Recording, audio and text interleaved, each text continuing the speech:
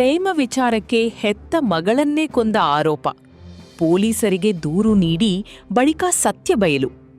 ತುಮಕೂರು ಜಿಲ್ಲೆಯ ಸಿರಾ ತಾಲೂಕಿನ ಬುಕ್ಕಾಪಟ್ಟಣ ಹೋಬಳಿಯ ನಿಂಬಮರದಹಳ್ಳಿ ಗ್ರಾಮದಲ್ಲಿ ಹೆತ್ತ ಮಗಳನ್ನೇ ಕೊಂದು ಬಳಿಕ ಆಕೆ ಕಾಣೆಯಾಗಿದ್ದಾಳೆ ಎಂದು ಪೊಲೀಸರಿಗೆ ದೂರು ನೀಡಿದ ಘಟನೆ ಬೆಳಕಿಗೆ ಬಂದಿದೆ. ಮೇಘನಾ 17 ಕೊಲೆಯಾದ ಅಪ್ರಾಪ್ತೆ ಎಂದು ಗುರುತಿಸಲಾಗಿದೆ. ಮಾಹಿತಿಯ ಪ್ರಕಾರ ಮೇಘನಾ ತನ್ನ ತಾಯಿಯ ಸಂಬಂಧಿಕ ಯುವಕನನ್ನು ಪ್ರೀತಿಸುತ್ತಿದ್ದಳು. ಈ ಸಂಬಂಧಕ್ಕೆ ತಂದೆ ತಿಮ್ಮರಾಯಪ್ಪ ತೀವ್ರ ವಿರೋಧ ವ್ಯಕ್ತಪಡಿಸಿದ್ದಾಗಿ ತಿಳಿದುಬಂದಿದೆ.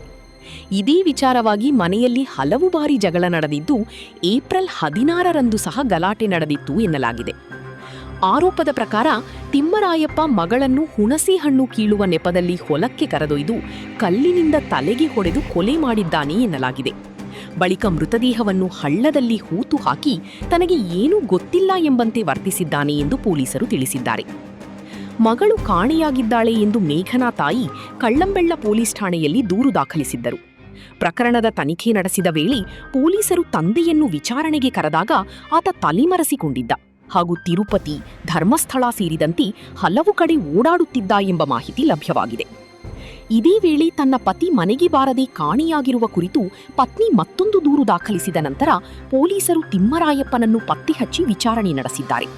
ವಿಚಾರಣೆ ವೇಳೆ ಮಗಳ ಕೊಲೆ ಪ್ರಕರಣ ಬೆಳಕಿಗೆ ಬಂದಿದ್ದು ಆರೋಪಿಯನ್ನು ಬಂಧಿಸಲಾಗಿದೆ. ಘಟನೆಗೆ ಸಂಬಂಧಿಸಿದಂತೆ ಸಿರಾ ತಹಸೀಲ್ದಾರ್ ನೇತೃತ್ವದಲ್ಲಿ ಶವವನ್ನು ಹೊರತೆಗೆದು ಮರಣೋತ್ತರ ಪರೀಕ್ಷೆ ನಡೆಸಲಾಗುವುದು ಎಂದು ಪೊಲೀಸರು ತಿಳಿಸಿದ್ದಾರೆ. ಪ್ರಕರಣದ ತನಿಖೆ ಮುಂದುವರೆದಿದೆ.